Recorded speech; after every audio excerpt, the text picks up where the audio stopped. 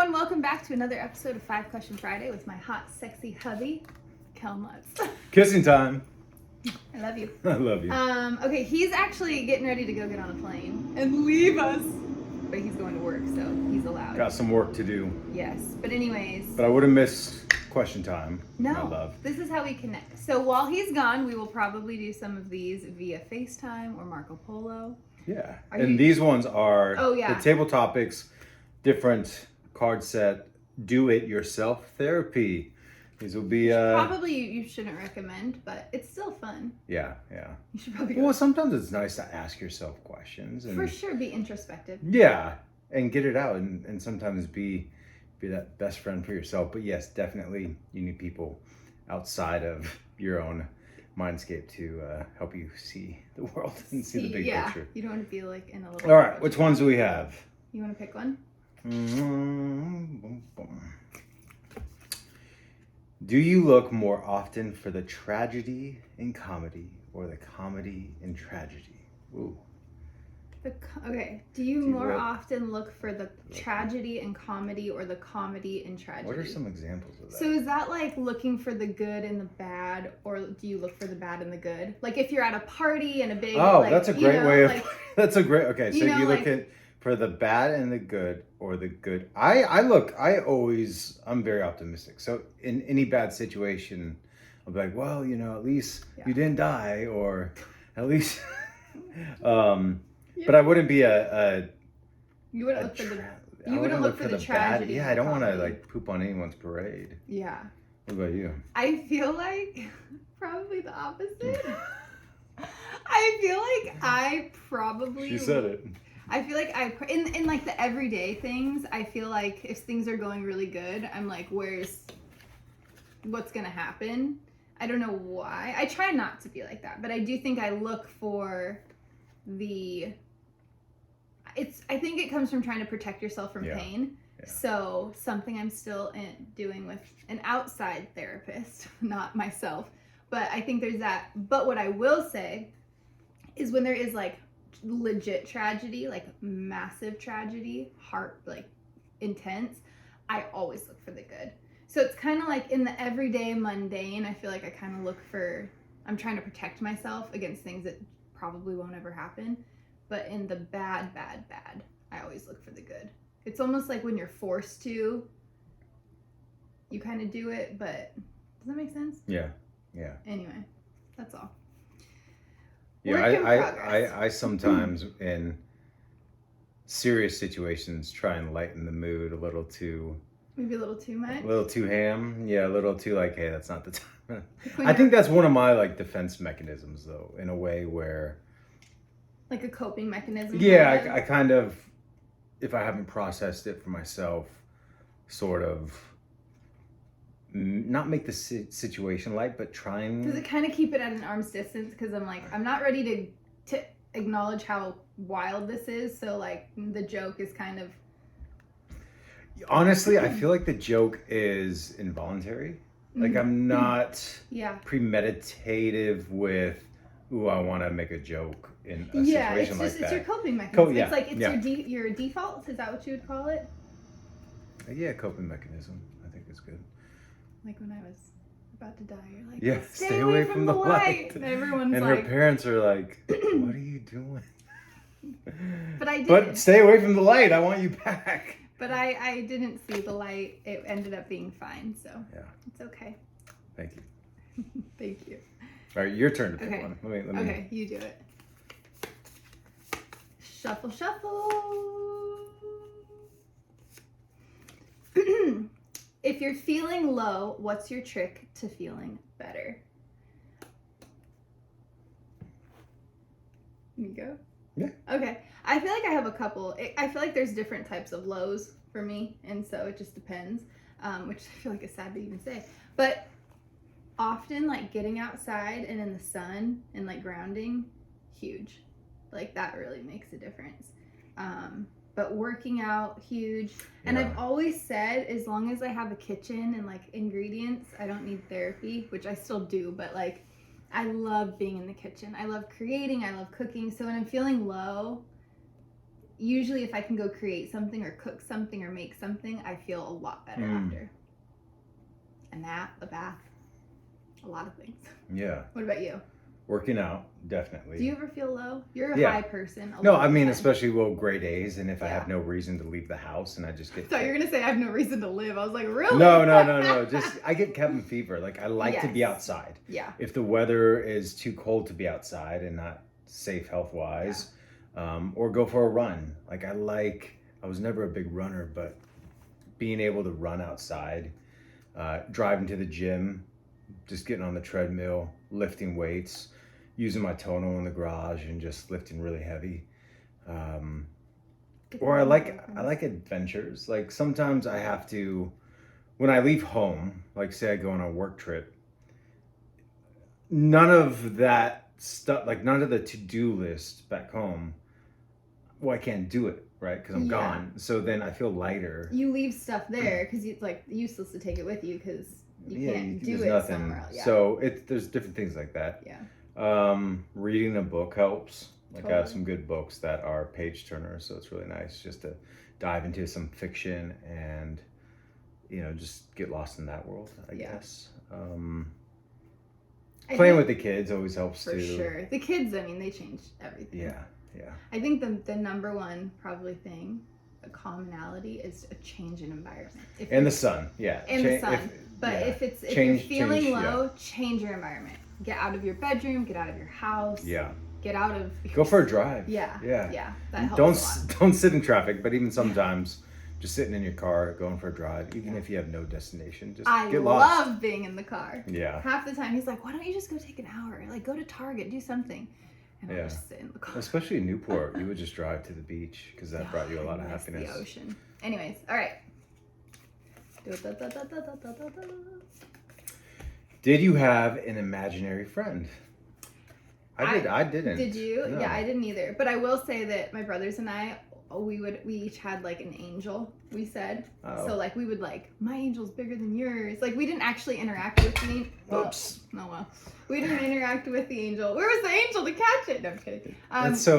So, or we would like jump off. Did they name them, or do you know? You should ask them again. I don't think that we ever named them. It was more me and Ian because we were closer in age. Yeah. I'll have to ask Sean. But I never did an imaginary That's a good friend. question. Definitely had a huge imagination though. Loved playing all kinds of things. Yeah, it's really cool having kids right now and seeing them use their imaginations as we would have. Because I don't remember much from 5 and under. You remember a lot. I remember so much, now that Ashton is 3, I'm like, wow, I see a lot of myself in her. So when she's playing with dinosaurs or Paw Patrol, it's these fun worlds that they create, and she really likes her privacy. So we'll just, watch her on the monitor playing, and it's really, really cute. But yeah, I don't know if I ever had an imaginary friend. I'd love to ask my mom if I did or if anyone did. As Ashton's growing, have you had any like memories recalled? Because you hear that sometimes in parenting where, you're as your child gets older, you go back to that age, but you like remember things. I haven't yet because I don't remember anything. And you said, but no. What about you?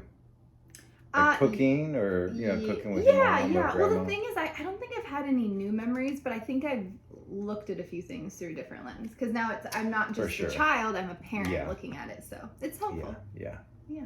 Anyways. That part for sure, because I remember even you and I as parents discussing stuff and not allowing it to get energized when the kids are around. Because I remember conversations. It means we don't bite each other's heads off when the kids are around. We don't do it when I remember I just didn't like that. I didn't like the screaming and yelling. Yeah, yelling. It wasn't like screaming, but just, you could feel the tension. And well, as a child, with your understanding, you start to feel like you feel uncomfortable, but you also I think at a certain point you start to feel unsafe. Yeah. Like, this is supposed to be my safe place. This is supposed to be our kids to go through that. Yeah. So I think we've very much spoken in depth about how we want to parent and what we want our children to be exposed to. Yes. And so, we won't be perfect, but at least we're aiming towards something. Well, I don't know how we got on that. So no imaginary friend. Yeah. I'm curious for you guys if you right in. Yeah, did you have an imaginary friend? And there's that movie IF coming out, If, with Ryan Reynolds. I almost said, what does it stand for? Imaginary friend. Which is such a great idea. This is not a promotion. John Krasinski? Yeah, it is. From Friends, Jack Ryan and all those. The Office. Yes, Office. I knew that came out wrong. The Office, yeah. It's only your industry. Don't worry about it. I know. All right, what's next? Da-da-da-da-da. Have you ever read a book that changed your life? Don't say it out loud. Do you have one in your mind? Yeah. One, Here, two, three. The Bible. That was so much cooler in my head. That came out so lame. Let's do it again. Bible. 1, 2, 3. The Bible! Wow. The B-I-B-L-E. We're recording. Today in my Bible time, I actually read something about Elijah and how he outran the chariots. King Ahab. Yeah. And his chariot, and God gave him super strength. I'm like, it's really cool. So we have the same study Bible. Yeah. And it just gives you more context for what you're reading. And in 1 Kings 17, 18, it just, and I write in there because there's this little notes section. And I'm like, I always write first and I start where it's like the first time I really, really read something. Cool. And I'll date it as well. So it was just really, really cool because I've read the Bible a few times, but different Bibles, certain things stick. Sometimes I've read just for time, like finish the Bible in a year. Other times it's taken me, and I've read through so many Bibles, so it's just really cool. But have you ever read a book that changed your life besides the Bible? I was going to say, what's another one? Purpose-Driven Life. That's a good one. Really did. I felt like The Shack did. Didn't change my life. Francine Rivers one? Redeeming Love. Didn't you like that one a lot? Yeah, but that's fiction. Read that yet. Well, I mean, all of these are fiction, but that's more the story of Hosea. I loved. It didn't change my life. Atomic Habits. Yeah, stuff like that. And The Ruthless Elimination of Hurry. Yeah. By John Mark Comer. Yeah, we're reading his other one. Right Practicing the Way. This is the one we're starting. Brittany got this. It's really good. I just love, when you find an author, kind of like you were talking about with different translations of the Bible, when you find one that just like speaks to you and you understand it. He's just an author that like I get the way he writes. So. Yeah, he's very visionary, visualizing, yeah. And you do that with your speaking. He's a good storyteller. You can good see storyteller. what he's writing, and that's And so, funny enough, Brittany and I always have to get. She reads a lot on her Kindle because she has a hard time reading. What would you call it? The font and the color? I don't know if dysgraphia is would apply to that. But yeah, basically it's easier for me to read when I was young. This is like sidebar, but when I was younger, I have like a visual processing. I just do it differently. So when I was in school, textbooks, obviously most books are white paper, black ink. But that is like the harshest contrast that you can have between colors. And it was just too much, and I would lose my place, and the words would jumble together and all this stuff. So when I got tested for like ADHD and all of that, one of the solutions for that was these colored sheets. And so we went through all these different colors, like yellow, red, blue. Interesting. And then, because your brain just receives color in a certain way. So I would have like a dark sheet so that the contrast was less and I could read better. So that's why, all that to be said, that's why the Kindle does. That's fascinating. Can you dim the Kindle? And I mean, you can dim the light, but can you change You can have cool, warm. That's right. I tend to trend more warm and not super bright. That's good. So for you guys out there, if you have a hard time reading, get a Kindle. Yeah, try that. Try that out. It's helpful. I was gonna say also. But I will say with these kinds of books, I like these in paper because I like to highlight. Yeah. So that's what I was saying. We can't read it together because you highlight. I highlight so much. Yeah, and I bend the pages. So we usually get the same book but times 2. And then we'll underline. We used to, which is fun. We should do it again. We'll read books together and we'll like swap the book so we can see what the other person underlined. And usually it's the same thing. Or we'll take notes. But we usually read at nighttime. So after the kids are down, we'll sit and we'll read and we'll talk. And we'll usually be on the same chapter. Like, oh, what about this? And then another book, Matthew McConaughey. Green Lights is great, but even before he wrote that book, he talked about The Greatest Salesman in the World by Og Mandino. I believe that's, and The Alchemist. So both those books were just so amazing. We have a whole library. We do. Books. We do. We have every dog book I think ever written. But they're easy reads and they're great. And then, is it Paulo Coelho? Who did the? Oh. Who did the Alchemist? Oh my gosh, I'm losing my mind. But yeah, I bought all those. Anyways, okay, so that's it. Last question. Last one. Would you trade 10% of your sanity to be 10% smarter? No. Peace of mind is worth everything. Everything. Even in the Bible, it's like, you don't go after peace. I'd rather, and I'm so smart, I don't need it anymore. So. and you're humble too. No, you know what I was gonna say? Oh shoot, you made me lose my train of thought. She lost that sanity, guys. No, she chose smarts. That's so good. That's not. Oh no, you taught me this. I remember. Well, thank you. Here, no, I'm you smart. taught me because that I always growing up referred to anything costing me something just purely financial. I never took into account anything else. And when I met him, because he was like, you weren't necessarily budgeting as much as I was. Let's just say, you were set up financially. You taught me basically how valuable your sanity is and your peace is. So whereas I'm like, oh no, we have to save money here. You're like, yeah, but it's stressing us out over here. Like I would rather lose this, like even with, let's just say he had a house before we had met and you were just kind of like, no, I might lose a little bit of money, but the stress it's causing me to hold on to this property, like every single month after month, year after year, I'd rather take that financial loss because what I gain is so much peace and like so much weight off of me. That never would have occurred to me that they would even be equally valuable. And if I can argue, yes, having finances never try and lose well, yeah, no, it brings you a certain level of peace. Like there is stress involved when you don't have money to cover your bills. Trust me, I get that. But I'm in a place where I'm like, oh, peace of mind trumps finances, like a monetary amount almost every time. Well, then, I mean, I remember what did I say? You can always work. You can always, like, if you really want to find ways to make money, you can do that. And to do that with joy or happiness, like, you need that peace of mind. So I'd rather lose out here, gain peace, lose stress, be happy. And then that attitude's going to really show up in the workplace, wherever I'm at. So even if I wasn't acting, I'd be like, you know what? Because if it stressed me out, I'm going to bring that into every aspect of my life, in the family, at my work. So the cost versus the value and being able to change it up. And I've learned a lot through my mistakes, and I've lost a lot, but I'm grateful for what I've learned. And well, and we don't have any, but like we even have learned just how much stress is involved, like subconscious stress debt brings into your life.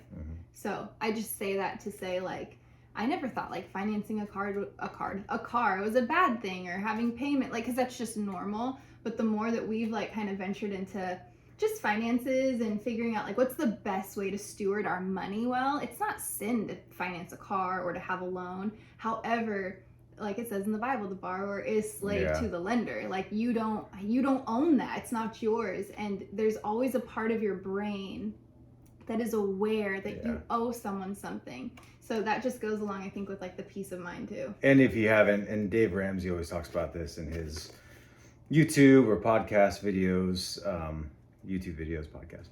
But because a lot of people will call in and we'll listen to it and always talk about it. Like, what's the difference? And like, trust me, he's polled thousands of millionaires, and they talk about how the peace of mind of not owing anyone, having everything paid for, even if your credit card is 0%, like you have that freedom in your conscious. But when tragedy hits, or when catastrophe hits, or when COVID hits, it's an inconvenience versus like a debilitating, like devastating thing, because then you can't pay, or So anyways, that was a sidebar, but that's all. Thanks, babe. I love you. Have a good trip. I'll miss you. All right, we'll see you guys next time. Enjoy the questions. Yes. We'll see you next time. I'll link them below. Bye.